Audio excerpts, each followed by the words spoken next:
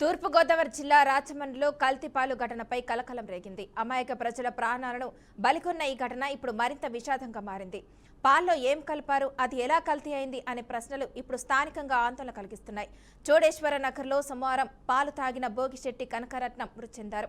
ఆమె కిడ్నీలు తీవ్రంగా దెబ్బతిన్నట్లు తెలుస్తుంది. ఈ ఘటనపై పూర్తిస్థాయి దర్యాప్తు జరగాలని కుటుంబ సభ్యులు డిమాండ్ చేస్తున్నారు. ఇక ఇదే అంశంపై మా ప్రతినిధి రవికిరణ్ మరింత సమాచారం అందిస్తారు. Ravikiran, over to you. Rajamahendravaram చౌడస్తా నగరు మరియు మున్సిపల్ కాలనీకి ఏమైంది? ఈ 15వ తారీఖు జరిగినటువంటి మహాశివరాత్రి రోజున అందరూ పండగ చేసుకుంటుంటే ఈ గ్రామానికి ఏమైంది? ఇక్కడ అధికారులు చేసిన నిర్లక్ష్యమా, లేదా ఒక వ్యక్తి వల్ల ఇంతమంది బాధపడుతున్నారా, లేదా డాక్టర్ల నిర్లక్ష్యమా? ఇది మనకు తెలుసుకోవాలంటే మనకు బీఆర్కే న్యూస్ గ్రౌండ్ రిపోర్ట్ని తయారు చేసింది.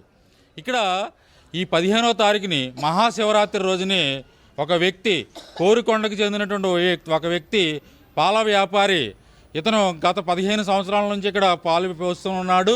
కానీ ఒక 76 సంవత్సరాలు ఉన్నటువంటి ఒక వృద్ధురాలికి ఈ పాలు పోసిన తర్వాత ఆవిడ పాలు తీసుకోవడం జరిగింది. అలాగే వరుసగా 3 రోజులు పాలు తీసుకున్న తర్వాత ఆవిడ అస్వస్థతకు గురైంది. వెంటనే ఆ కుటుంబ సభ్యులు గవర్నమెంట్ హాస్పిటల్కి తీసుకెళ్ళడం జరిగింది. ఆవిడ అక్కడ ప్రాణాలు విడిచిపెట్టడం జరిగింది. ఇది చాలా బాధాకరమైన విషయం. ఇప్పుడు మనం వాళ్ళ కుటుంబ సభ్యులతో ఉన్నాము. ఆవిడికి 4 సంతానం, అబ్బాయిలు, అలాగే ఒక అమ్మాయి. అదేవిధంగా ఆవిడ యొక్క భర్త ఒక railway employee, central government railway employee. ఆవిడ నిత్యము చాలా డైట్, చాలా 76 సంవత్సరాల్లో కూడా చాలా హెల్తీగా ఉన్నది. అదేవిధంగా ఆవిడ నిత్యము వ్యాయామం చేసుకుంటుంది, ఆవిడ పనులు ఆవిడే చేసుకుంటుంటుంది. అదేవిధంగా ఆవిడ ఎవరి మీద కూడా బేస్ అవ్వకుండా చాలా హెల్తీగా ఉండేటువంటి వ్యక్తి సడన్గా డెత్ అయిపోవడం వల్ల వీళ్ళు చాలా శోక సముద్రంలో ఉన్నారు. ఇదే విషయమై వాళ్ళ అబ్బాయిలని అడిగి మనం కొన్ని విషయాలు తెలుసుకుందాం. సార్ చెప్పండి, మీరు వాళ్ళకి ఆవిడకి ఎన్నో సంతానం? మీరు? నేను 4 అండి. ఏం జరిగింది సార్ ఆ రోజు? బుధవారం చాలా యాక్టివ్గా ఉన్నారండి. ఆ రోజు ఉదయం పాలు తాగారండి. నేను ఆటోకి వెళ్ళానండి. వచ్చేసరికి కడుపుల నొప్పి అన్నారండి.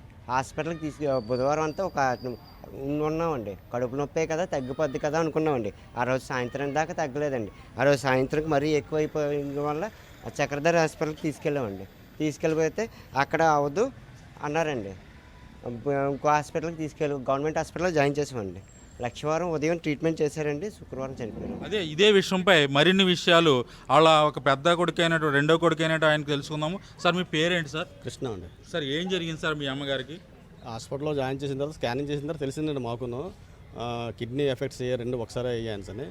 కానీ మడిగితే చాలా ఒకసారి పోవడం వల్ల తెలియలేకపోయిందండి. వెంటనే ఇంతకుముందు ఏమైనా ఆవిడ కిడ్నీ సమస్యలు? ఏమి లేవు, కిడ్నీ సమస్యలు ఏమి లేవు. హెల్దీ ఆవిడ పని ఆవిడ చేసుకునేది, హ్యాపీగా వంట చేసుకునేది, తినేది, నలుగురితో అటు ఇటు తిరిగిది కూడాను.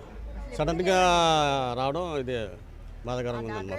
మాకు ఎండింగ్ వరకు తెలియదు. గవర్నమెంట్ డాక్టర్స్ మీకు ఏ విధంగా ఎందుకు చనిపోయిందని చెప్పారు? వాళ్ళు కిడ్నీ ఫెయిల్ అయిందని చెప్పారండి.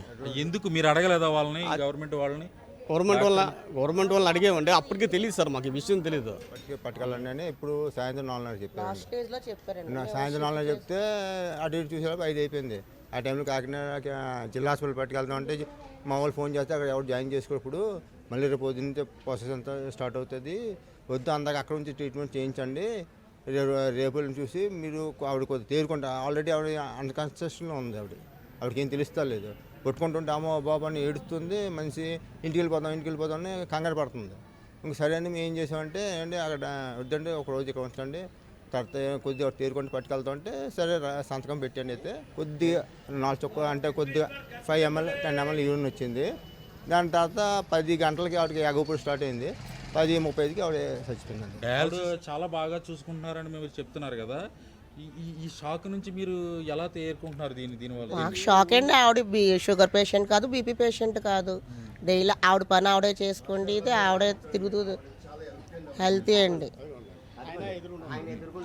ఆయన హెల్దీ అండి. సడన్గా ఆవిడకి హెల్త్ బాగాలేదని ఫోన్ రావడంతో అది 24-26 అవర్స్లో మొత్తం అన్నీ అయిపోయాయండి. ఇంక మేము ఏమని చెప్తాను చెప్పండి. ఇప్పుడు ఏ కంప్లైంట్ లేని ఆవిడ 2 కిడ్నీస్ ఒకసారి ఫెయిల్యూర్ అయ్యాయి. అది మాకు అంటే మీరు పాలు తాగి ఇలాగే చనిపోయిందని అనుకుంటున్నారా, అనుకున్న లేదా ఏదైనా జరిగి ఉండొచ్చు అనుకుంటున్నారా? లేదండి, ఆవిడ పాలు ఎక్కువ తాగుతారండి. అంటే ఆవిడ డైట్ కదండి, నైట్ పాలే తాగుతారండి. మా మధ్యగారాలు వచ్చి వస్తుండే వారు రోజుని. ఆ కోరుకొండకు సంబంధించిన వ్యక్తి ఎప్పటి నుంచి పాలు పోతున్నాడండి? ఆవిడట 3 సంవత్సరాల నుంచి వేసుకుంటుందట. ఎప్పుడు కూడా నేను అనకూడదు కానీ ఏ రోజు కూడా ఈయన వదలలేదు. ఏ రోజు కూడా డైలీ భోజనం తేడం చెందడం అన్నీ కూడా హెల్త్గా చూసుకునేది ఈయనే చూసుకునేవాడు. మేము ఇక్కడ నుంచి వస్తూ ఉండేవాళ్ళం. ఎనీ టైం మన రాత్రులన్నా సరే. ఆవిడ ఎప్పుడైనా అనారోగ్య సమస్యతో ఏమీ లేదు ఎప్పుడు. అసలు ఈ రోజు నాకు నీరసం ఉన్నది అనేది ఎప్పుడు లేదు. ఓకే, ఇది ఇక్కడ పరిస్థితి. ఇక్కడ చాలా ఆరోగ్యంగా ఉంటుంది ఈవిడ, చాలా ఆరోగ్యంగా ఉంది. 76 సంవత్సరాల వయసులోనే ఆవిడ పనులు ఆవిడే చేసుకుంటుంది. చాలా ఆరోగ్యంగా ఉన్న వ్యక్తి సడన్గా ఒక 3 రోజుల్లో ఆవిడ స్వర్గస్థులైనది చాలా బాధగా ఉంది అంటున్నారు ఈ చుట్టుపక్కల వాళ్ళు, కుటుంబస్తులు అందరూ కూడా. ఏది ఏమైనప్పటికీ అధికారుల నిర్లక్ష్యం కొట్టొచ్చినట్టు కనిపిస్తుంది. అదేవిధంగా ఇక్కడ ఉన్నటువంటి డాక్టర్ల యొక్క నిర్లక్ష్యం కూడా కనిపిస్తుంది. ఇంత పెద్ద నగరంలో డయాలసిస్ సెంటర్ లేదని చెప్పుకోవడానికి కూడా చాలా సిగ్గుగా ఉందని వీళ్ళందరూ అంటున్నారు. ఎక్కడో కాకినాడకి తీసుకెళ్ళి డయాలసిస్ చేయాలని వీళ్ళు చెప్పడం జరుగుతుందంటున్నారు. డయాలసిస్ చేస్తుంటే ఆవిడ ఈ రోజు బ్రతికుందని వీళ్ళందరూ అంటున్నారు. కెమెరామెన్ సూర్యతో కిరణ్ కుమార్, BRK న్యూస్, తూర్పుగోదావరి జిల్లా నుంచి.